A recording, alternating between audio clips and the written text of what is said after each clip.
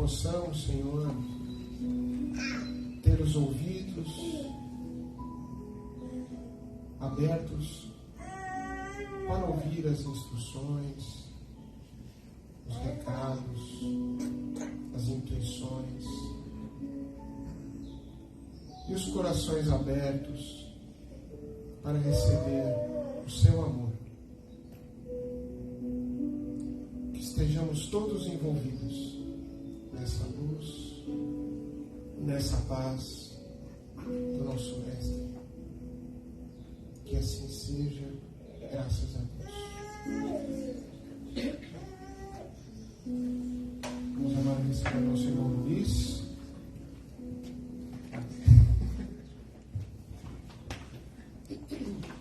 Boa noite, gente. Boa noite.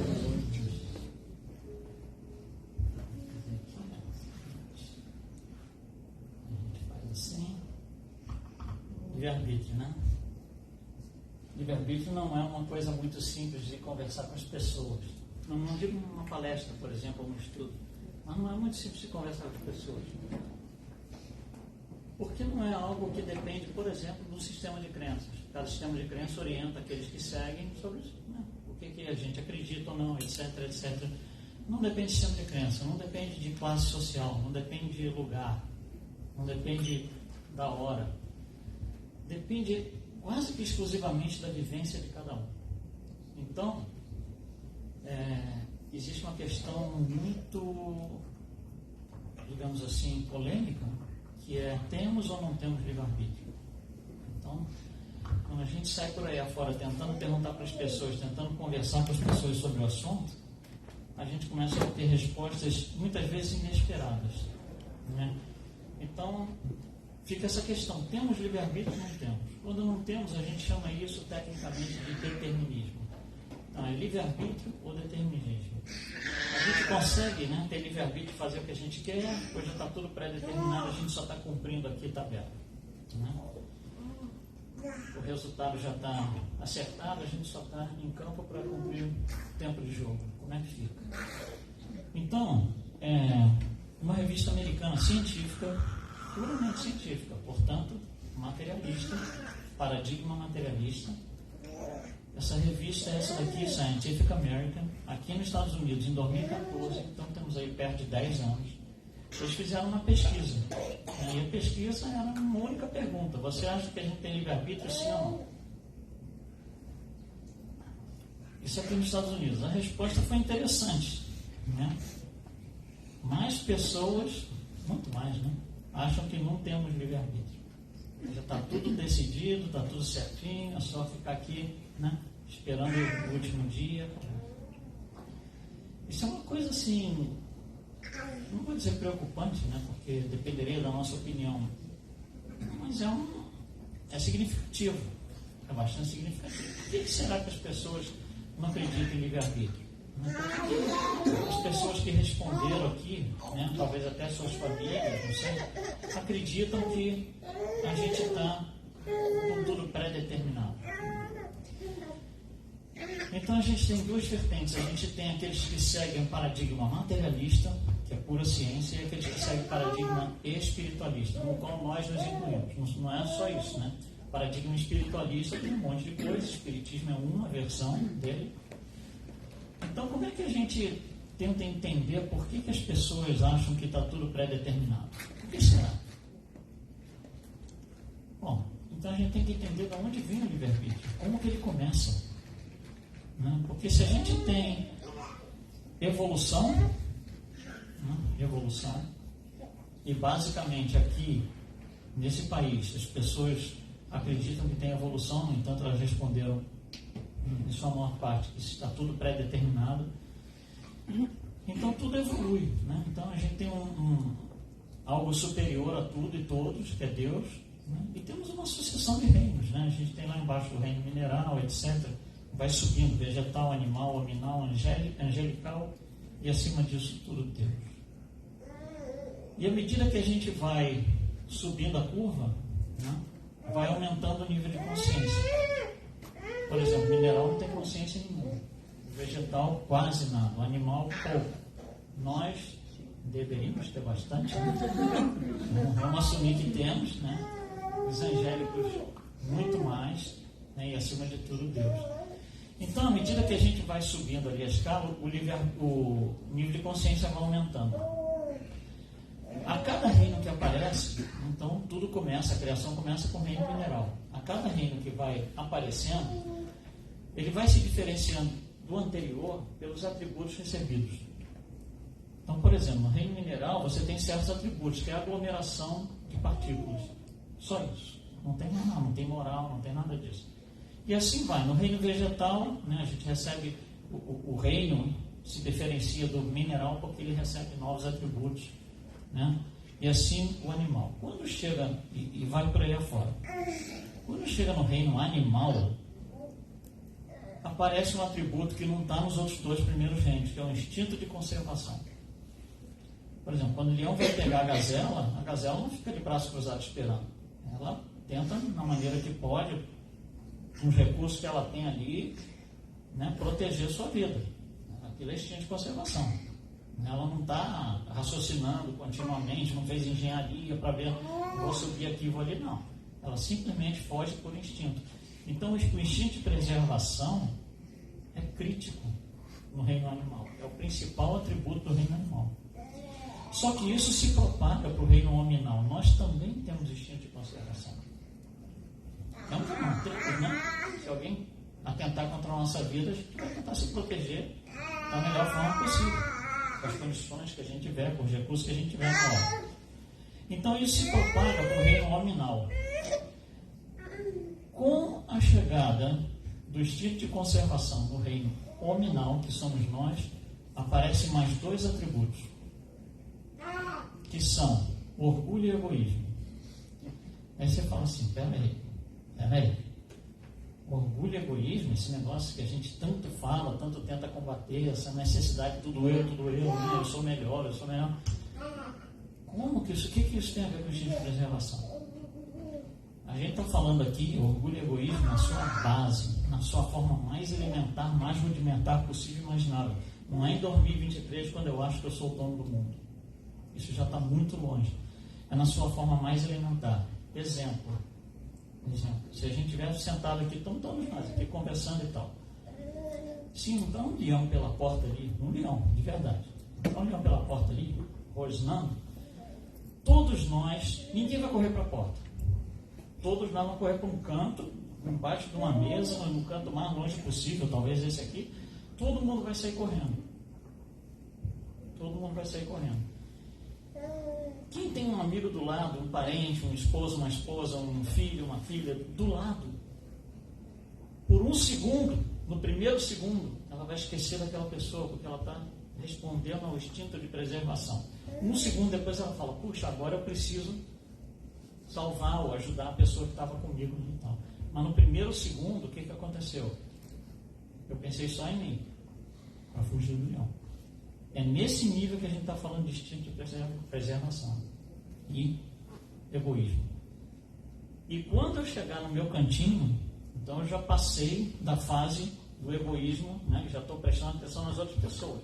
O que estão os outros fazendo? Eu estou aqui no meu cantinho, o leão está lá. Vai chegar uma hora que eu vou falar assim, não, peraí, eu sou mais inteligente que esse cara aqui, esse leão, eu tenho condição de, né, fugir, enganar ele, fazer uma certa estratégia e eu sou melhor que ele. Eu sou melhor que ele. Digamos assim, se fosse possível, né, quantificar o orgulho, seria a menor unidade de orgulho possível imaginável. Então, orgulho e egoísmo que a gente está falando aqui é na sua menor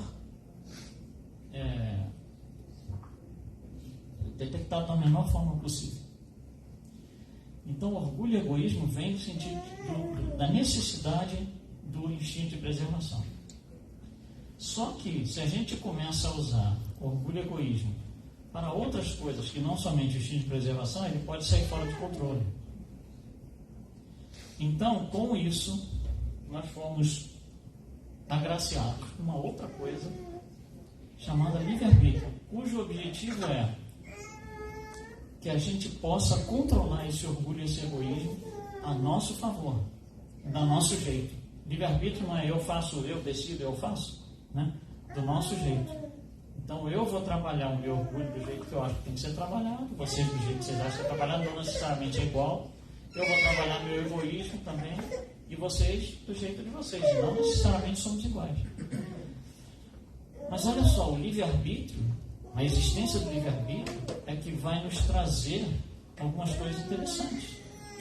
Então olha só o que fala Allan Kardec na codificação, no livro Obras Póstumas.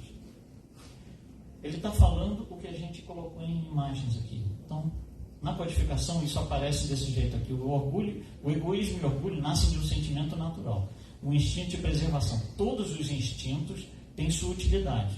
Portanto, o orgulho e o egoísmo também. Porquanto Deus nada pode ter feito de inútil. Ele não criou o mal. O homem é que o produz, abusando dos dons de Deus em virtude do seu livre-arbítrio. Então, o egoísmo e o orgulho que a gente conhece hoje, que dá toda essa confusão na nossa sociedade, é porque nós não estamos utilizando o livre-arbítrio corretamente. E olha só, na pergunta 849 do Livro dos Espíritos, Allan Kardec pergunta aos Espíritos: qual a faculdade predominante, não é a única, predominante no homem em estado de selvageria? O que é estado de selvageria? É o homem das cavernas, não nossos estados anteriores. Aí ele pergunta: é um instinto ou um livre-arbítrio? E olha a resposta: o instinto, o que não impede de agir com inteira liberdade no tocante a certas coisas. Então nós ainda usamos instinto. Nós, no reino nominal, ainda usamos instinto. Muita coisa a gente, né, age por instinto. Só que o problema é que a gente tem que aprender a controlar isso. Precisa se aprender isso. Isso é chamado a responsabilidade. Ter livre-arbítrio por responsabilidade. Porque se eu entender, novamente, cada um entende de um jeito, mas se eu entender que livre-arbítrio é eu posso fazer tudo e não tiver responsabilidade associada, eu vou sair matando todo mundo pela frente, eu vou sair fazendo um monte de coisa que não deveria, né? Fazer um monte de transgressões à lei maior. Então, o livre-arbítrio, ele tem que estar associado à responsabilidade. Quando essa responsabilidade começa a se esvair ou a diminuir, o livre-arbítrio começa a nos colocar numa postura diferenciada em relação ao orgulho e egoísmo, que não é o que está na base. Então nós estamos aqui encarnados, né, tentando passar por tudo isso, tentando entender tudo isso. Como encarnados, a gente sofre influência de duas coisas. Primeiro, do mundo material em si, né, as influências da matéria, que são os desafios que a gente tem na matéria. Mas a gente também sofre um monte de influências espirituais, que não são necessariamente visíveis, mas elas estão acontecendo agora, com todos nós, em qualquer lugar do planeta. Bom, isso traz algumas coisas interessantes. Então, como é que eu vou entender, né, o orgulho e o egoísmo, ou o livre-arbítrio, nesses dois níveis? Que tem, aí agora tem um nível espiritual e um nível material, né? E aí, nos livros dos Espíritos, os Espíritos respondendo a pergunta 847, eles falam o seguinte: aquele cuja inteligência se acha perturbada por uma causa qualquer pode ser espiritual ou material, né? Não é mais senhor do seu pensamento e, portanto, não goza mais de livre-arbítrio. Então, se a gente pensar nisso, né, olha só o que ele está nos dizendo. Se eu deixo alguém pensar por mim, eu entreguei meu livre-arbítrio, eu vendi o meu livre-arbítrio. Se alguém está pensando, alguém chega e diz assim, vai fazer tal coisa, e se eu vou, simplesmente sem pensar se é algo razoável, eu perdi meu livre-arbítrio. Por exemplo, se um espírito desencarnado, uma influência espiritual, chega e diz assim, olha, vá lá no 30º andar do prédio e se joga. Se eu estou obedecendo piamente a isso, eu perdi meu livre-arbítrio. Eu vou fazer o que ele quer, não o que eu deveria fazer, que é, peraí, o que é isso?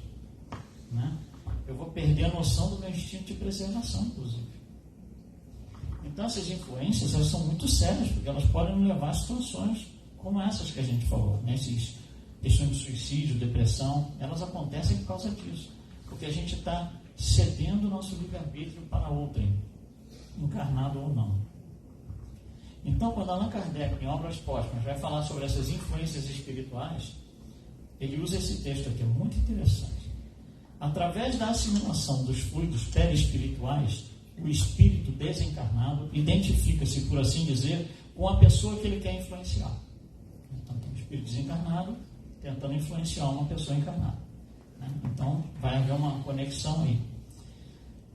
Olha só, não apenas transmite-lhe o seu pensamento, ou seja, o espírito desencarnado não somente transmite o pensamento, mas pode exercer sobre ela, a pessoa, uma ação física. Pode fazê-la agir ou falar à sua vontade. Pode fazê-la dizer o que quiser. Quando a gente diz coisa para as pessoas, depois a gente se arrepende, né? Pode, né, numa palavra, servir-se dos seus órgãos como se fossem seus. Olha só. Pode, enfim, neutralizar o seu próprio espírito, a ação do seu próprio espírito, e paralisar o seu livre-arbítrio. Então, olha só, uma influência espiritual pode ser tão intensa, que ela chega no ponto crítico maior, que ela avança tanto, por assim dizer, que ela paralisa o livre-arbítrio da pessoa. E aí a pessoa segue o que o pensamento do espírito comunicante, digamos assim, ou mandante, vai falar. Vai lá no 30º andar e se ora. A pessoa vai lá e se ora. Né?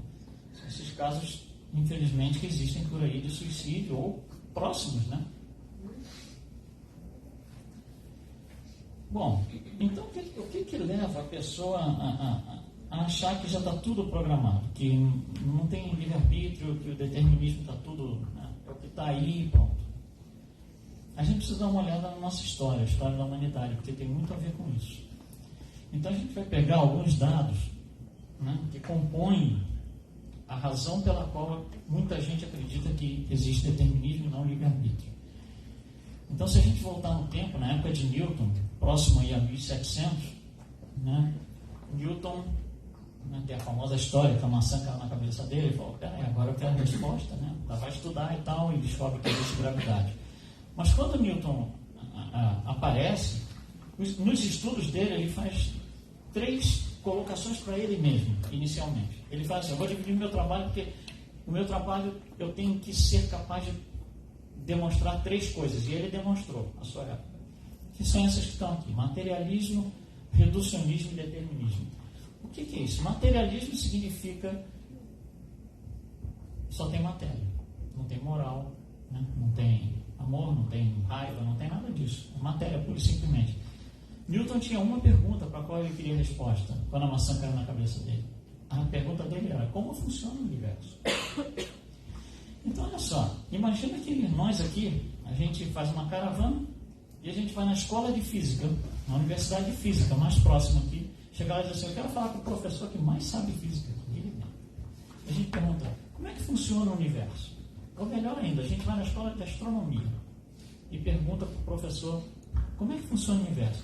A resposta dele vai ser assim: olha, tem os planetas e tal, eles vão girando, vão rodando, tem galáxias, tem isso, tem aquilo. É essa a resposta que Newton estava procurando. Se você fizer essa mesma pergunta: como funciona o universo? No centro espírita, a resposta vai ser diferente. Porque vai começar a entrar Deus, vai começar a entrar moral, vai começar a entrar encarnação, evolução, coisa que o professor de astronomia jamais vai mencionar, porque são paradigmas diferentes. Então Newton não está perguntando como é que funciona o universo em relação ao paradigma espiritualista, tem Deus e tal. Não, então ele é criticado até hoje, criticado assim no bom sentido, né? Que ele nunca falou em Deus. Mas não é o propósito dele. O propósito dele é entender fisicamente como o universo funciona. Então ele fala: só tem matéria. Eu tenho que, para o meu trabalho, eu tenho que assumir que só tem matéria. Pronto. Segundo, reducionismo é quando você decide pegar uma coisa muito grande, você tem que estudar e começar a dividir em partes. Então você pega uma parte, daquela parte você divide em 2, pega aquela e divide ao meio. Por exemplo, se você chegar no mecânico e disser assim: olha, meu carro não está ligando. A primeira coisa isso é nível subconsciente, até a gente faz isso. A primeira coisa que a gente vai falar é assim: bom, não é a roda, não é o pneu, não é a lataria, eu estou eliminando, eu estou reduzindo o carro. Tira o pneu, tira a roda, tira a lataria, tira os bancos, tira o volante. Isso é reducionismo. Estou reduzindo o carro até que eu vou chegar num ponto, é ignição, está com mau contato. Pronto. Essa é a teoria do reducionismo. Você vai tirando o que não interessa para chegar no ponto. Newton usou isso para entender, para ter as respostas que ele precisava. E terceiro é determinismo. Determinismo, ele diz assim: quando eu entendi um assunto, eu sou capaz de dizer o que vai acontecer.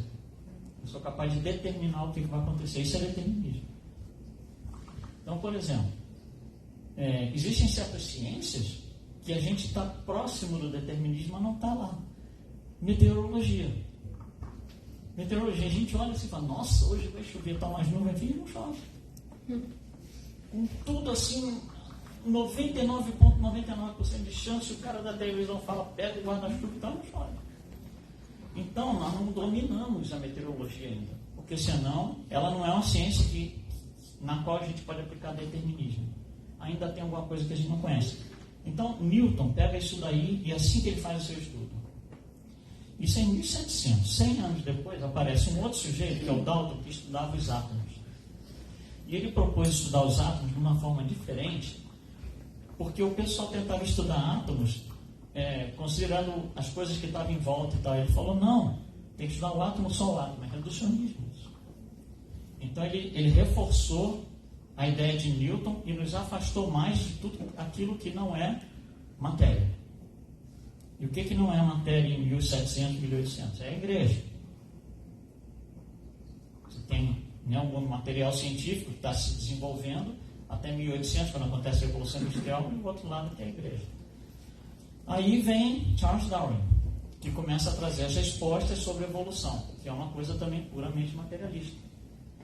E Charles Darwin, ele é uma tremenda ameaça à igreja, porque a igreja não conseguia responder nada sobre a evolução, e ele traz as respostas.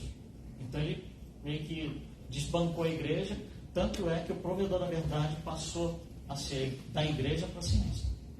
Antes de Darwin, você queria saber alguma coisa, perguntava para o padre. Hoje você pergunta para a ciência, até nós aqui. Quando que a ciência vai provar a existência do espírito? O que eu estou falando? Que eu assumo que a ciência é o provedor da verdade. Não deveria ser, a gente jamais, nós espíritos jamais deveríamos pensar isso. Mas estamos assumindo que a ciência ainda é o provedor da verdade hoje. E aí, em 1953, a gente começa a meio que ter uma cartada final nesse problema. Olha só, a ciência então começou a dominar. Chegou em Darwin, ela passou a ser a dominante. Em 1953, dois cientistas que são esses aqui, James Watson e Francis Crick, em Nova York, eles conseguem descobrir a estrutura helicoidal do DNA. Conseguem descobrir como é que é o DNA. Então isso não está muito longe não, 1953, não tem nem 100 anos, tem 80, 70 anos. O James Watson está vivo até hoje, inclusive.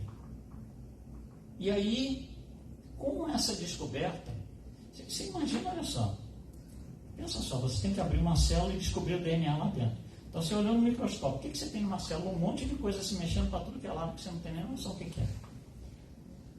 Né? O que você tem que fazer? Reducionismo. Isso daqui não é que nem achar uma agulha no palheiro. Como é que você acha a agulha no palheiro? Vai tirando a palha. Isso é palha, não serve, isso é palha, não serve. Isso é palha, está aqui a agulha. É reducionismo, é exatamente o que eles fizeram.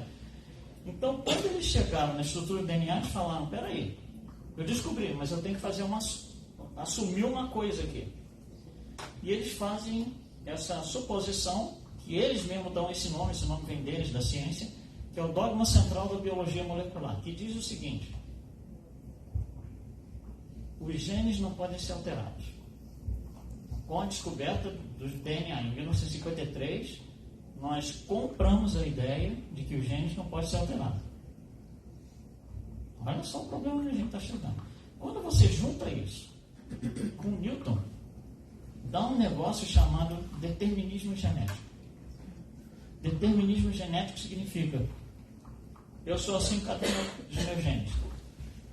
Não adianta nem fazer nada diferente, porque não vai funcionar. Por que isso? Porque o dogma central da biologia molecular diz o seguinte, que os genes não são alterados. Ao mesmo tempo, eles dizem o que os genes controlam? Comportamento, né? Emoções e características. Então, se eu não posso alterar minhas características físicas e emocionais, como é que fica? Se eu nasci agressivo, eu vou ser agressivo até o último dia, eu vou para o caixão agressivo. Se eu nasci impaciente, eu vou para o caixão com o mesmo nível de paciência. Então não preciso nem me preocupar em melhorar, não tem nem sentido. Não faz sentido tentar melhorar por esse parâmetro. Então isso aqui é puro pensamento materialista, que nos leva justamente a sermos vítimas dos nossos genes. Não tem responsabilidade nenhuma aqui. Então o sujeito mata o outro, é preso, vai lá fazer julgamento e fala, mas vai reclamar com meu pai e minha mãe, eu sempre fui assim. Isso é puramente materialista. Então, quando as pessoas dizem que 59% das pessoas responderam que acreditam em determinismo, eles acreditam nisso. Está tudo já preparado, tudo feito. Não tem nada que a gente possa fazer para mudar. Bom, em 2001 aparece um negócio um pouquinho diferente, que é o Projeto Genoma Humano, onde aqueles que acreditavam, e acreditam ainda, no paradigma materialista, falaram assim, olha, nós sabemos que temos 150 mil genes e nós queremos sequenciar. Significa o seguinte, saber o que cada um faz. Então vamos numerar esses genes de 1 a 150 mil. O gene número 1 é a cor do cabelo, por exemplo. O 2 é a cor da pele. O 3 é... Isso foi feito por quê? Porque se você conhece o que cada gene faz, você consegue consertar as coisas. Reducionismo. Olha, o gene número 3.278 é o gene da voz. O cara entrou aqui no meu consultório dizendo que ele quer ser um bom cantor. Eu preciso trocar aquele gene. Vou fazer um remédio que troca o gene número 3.278. Isso para as companhias farmacêuticas, iam patentear, cada companhia farmacêutica ia patentear um gene de 150 mil. Bom, da onde saiu 150 mil? Porque o organismo produz 150 mil proteínas. Isso é sabido, sempre foi. O que acontece? Cada gene, eles assumiram que cada gene dizia como faria a proteína. Então esse gene aqui ensina a fazer essa proteína, ensina ao corpo, a célula. O gene número 2 faz essa proteína. Número 3, se você tem 150 mil proteínas, você tem 150 mil genes. Bom, para surpresa deles, descobrimos que só temos 25 mil genes. E aí complicou tudo, porque olha só, se você produz 150 mil proteínas com 25 mil genes, tem pelo menos um gene que produz mais de uma proteína. E quando que ele decide que ele vai produzir a proteína A ou a B? Quem faz essa decisão? Ele não tem condição de fazer. Então a decisão vem de cima, vem de fora da célula a decisão. E aí o que acontece? Não funcionou o projeto. Não dá para você patentear os 150 mil genes. Primeiro que não são 150 mil, segundo que você não sabe mais quem faz o quê. Tem alguém incomodando por trás.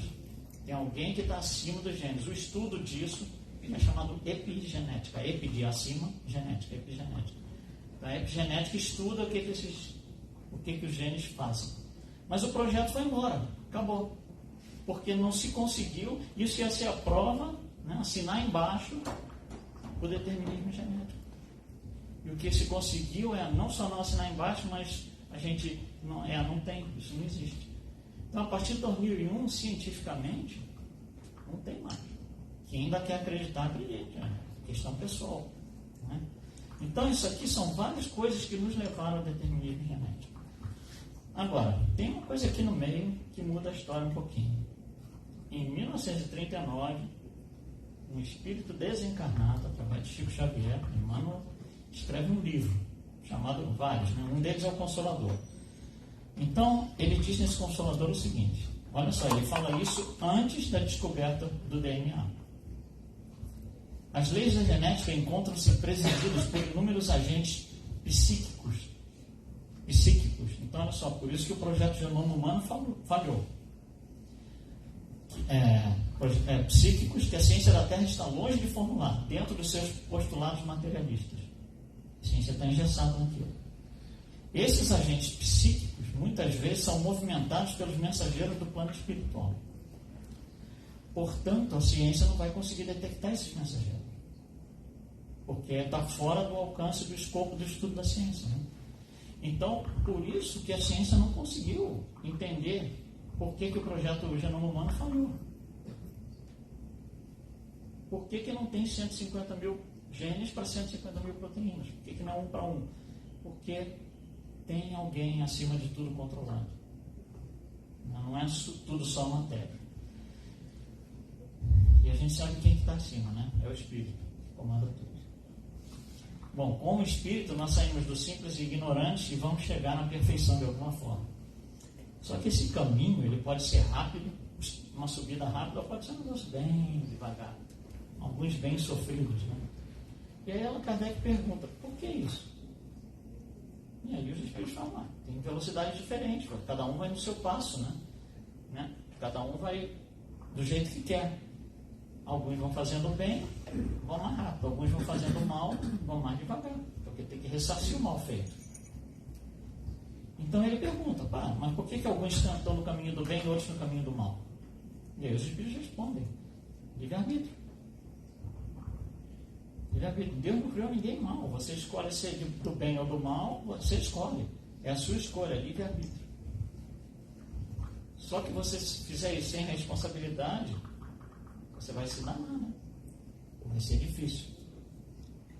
Vai ficar ruim para a gente mesmo. Então, o livre-arbítrio nos permite, né, as escolhas. Mas a gente tem que saber escolher. Senão a gente vai se complicar. Nós mesmos vamos nos complicar. Então, olha só, se a gente tentar associar agora, lá do início, com tudo que a gente falou, livre-arbítrio com orgulho e egoísmo, funciona assim. Quanto mais egoísta e orgulhoso eu sou, menos livre-arbítrio eu acho que tenho. Eu não disse que eu tenho. Eu acho que tenho. Quanto mais egoísta eu sou, menos livre-arbítrio eu acho que eu tenho. Então, olha só, quando você não é egoísta, não é orgulhoso, você está todo contente, todo feliz, você acha que tem livre-arbítrio, você pode fazer as coisas que você quer. Esse pessoal que está assim, eles estão fazendo só coisa boa. Eles estão lá na fraternidade, na caridade, fazendo trabalho para o próximo. E estão sempre felizes. Quando eles não têm oportunidade de fazer, eles ficam, eu quero fazer, eu preciso fazer. São pessoas que não têm um nível de orgulho e egoísmo quase zero. Quase o básico pelo instinto de preservação. E estão lá na caridade, no bem. Por outro lado, né, aqueles que são extremamente orgulhosos, extremamente egoístas, acham que não tem livre-arbítrio. Então o que eles fazem?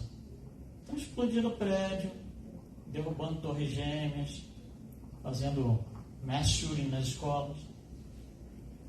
Por que será que eles estão fazendo isso e os outros não estão? Olha só, quando você chegou num nível tal de orgulho que você acha que não tem mais livre-arbítrio, só tem um jeito, né? É como assim, você tem várias opções, as opções foram acabando, só tem um jeito. Qual é o jeito? Derrubar o avião. Qual é o jeito? Matar as criancinhas na escola. Não tem mais sentido, porque não tem mais nacionalidade. Lembra, o livre-arbítrio foi vendido para outro pensamento. O outro pensamento são espíritos que estão lá fora, são espíritos desencarnados, maus, que controlam tudo isso aí.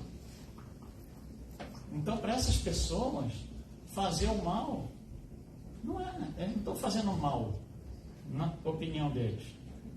Porque fazer o bem não é uma opção.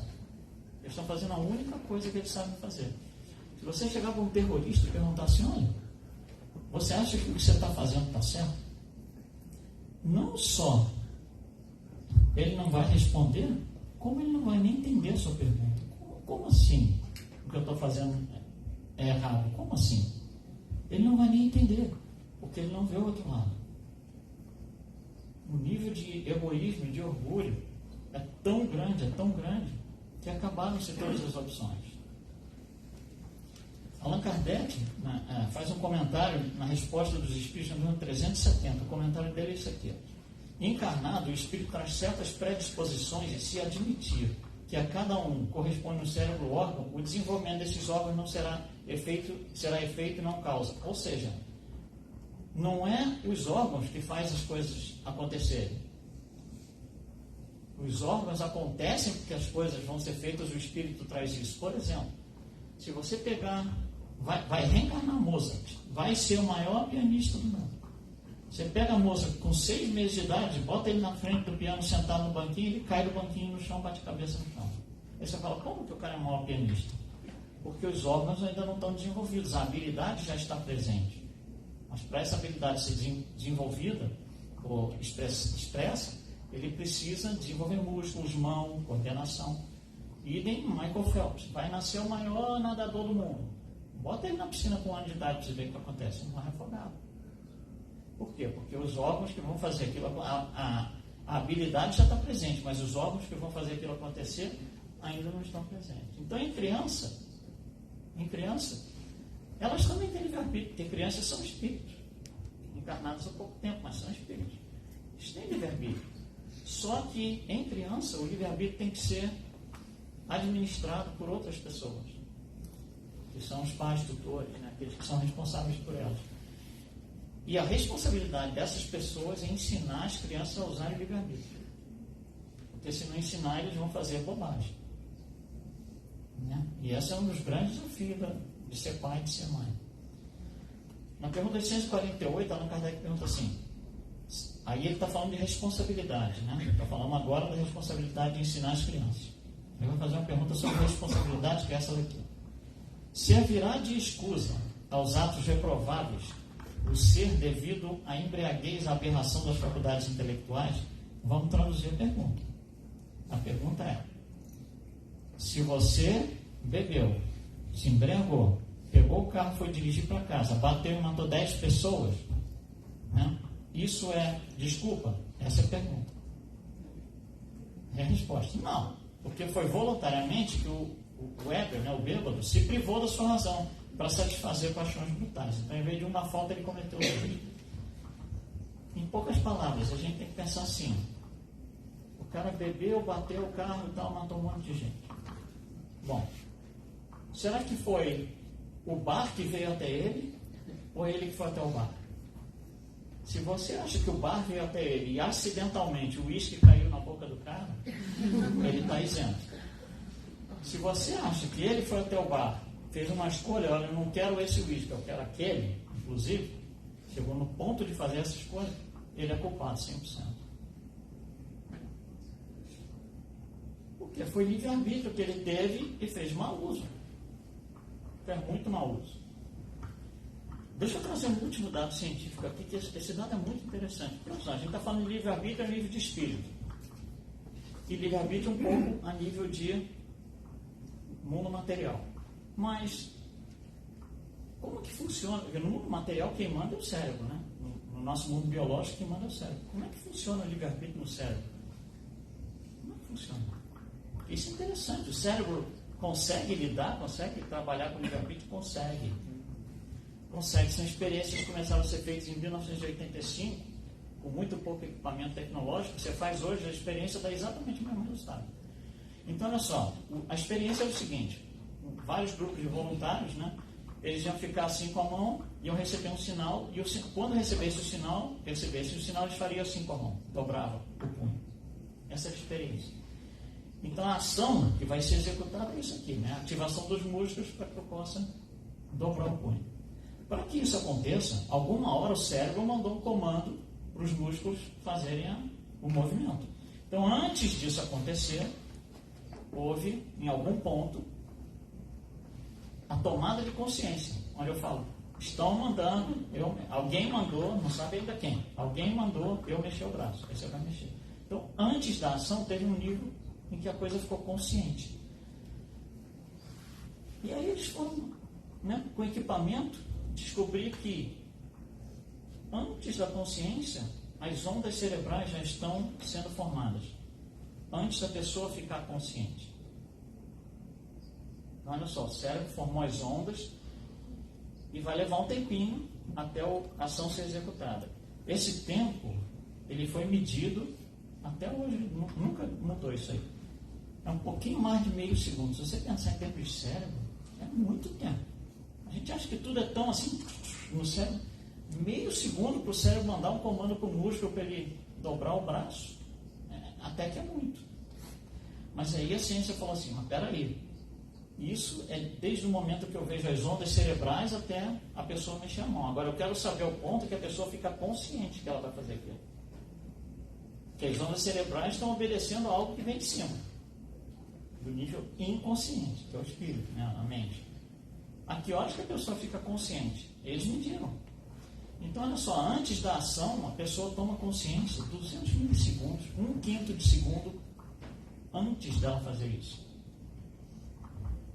Então, olha só, se ela está consciente do que ela vai fazer 200 milissegundos antes, o tempo é muito pequeno, mas ela está consciente antes. Então, esses 200 milissegundos dão à pessoa a possibilidade de vetar a ação.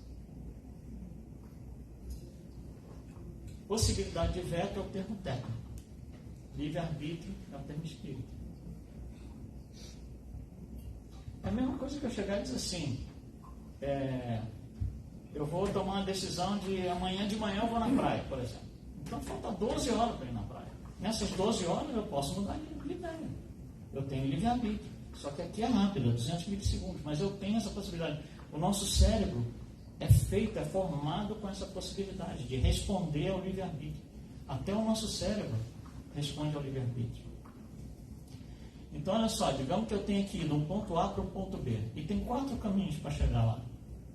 4 caminhos. Aí eu vou pelo caminho amarelo, lá em cima. Vou andando e tal, vou andando. Chega num certo momento, eu encontro com um vizinho que eu briguei com ele. Eu falo, não, nem quero passar perto daquele cara, pelo amor de Deus, eu vou voltar. E aí eu volto. Voltei. Não cheguei no ponto B. Desisti, porque tinha alguém lá que não me agradava. Aí eu vou pelo segundo caminho, que é o azul. Começo a andar, e encontro alguém com quem eu tive outro problema. Essa pessoa me faz soltar fumaça pelo nariz quando eu vejo essa pessoa. Não vou também. No terceiro dia eu vou tentar o caminho vermelho. Mas aí tem um cara que ele tem tudo que eu queria ter.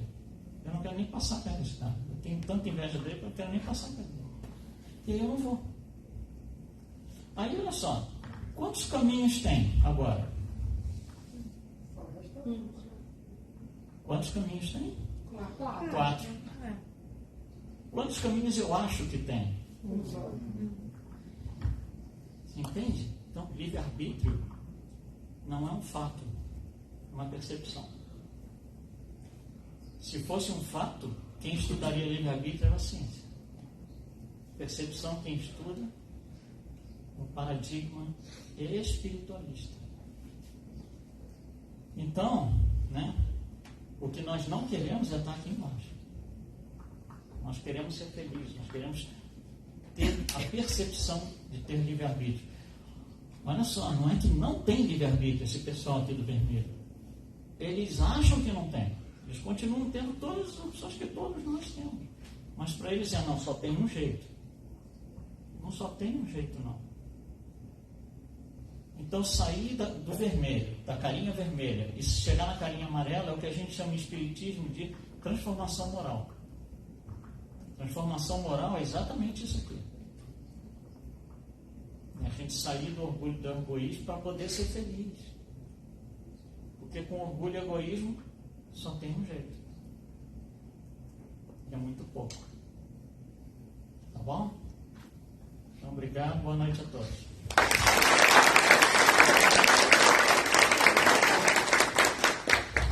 Obrigado, Luiz. Vamos com a nossa vibração agora.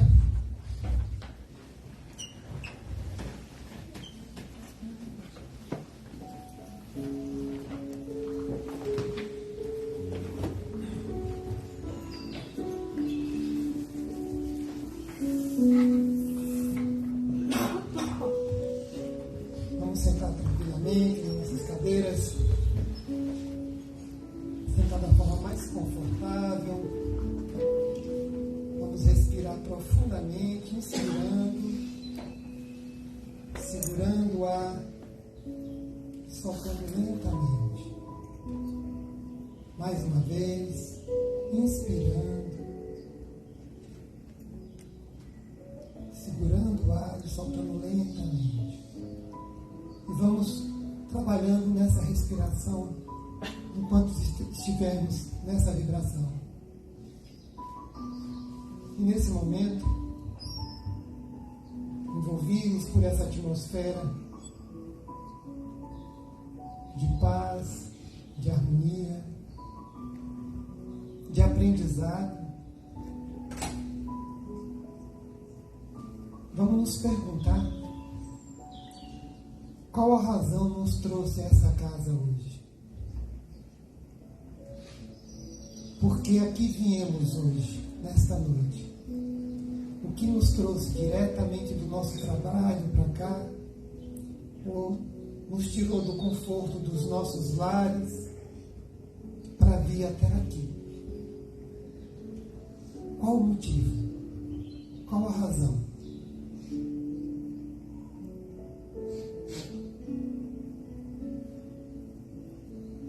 Após pensarmos nesse aspecto,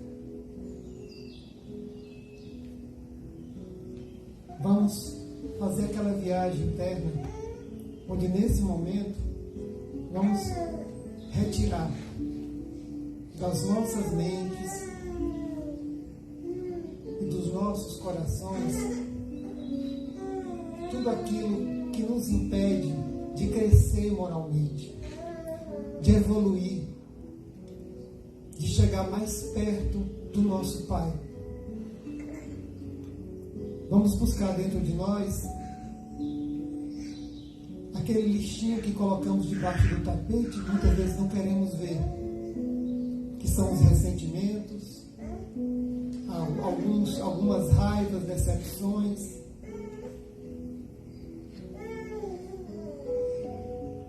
Também deixamos aí escondido. E isso nos incomoda muito. O medo. O medo, às vezes, da vida. O medo de fracassar.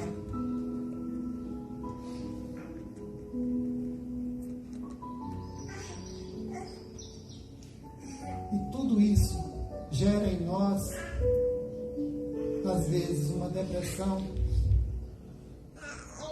Experimentamos a ansiedade.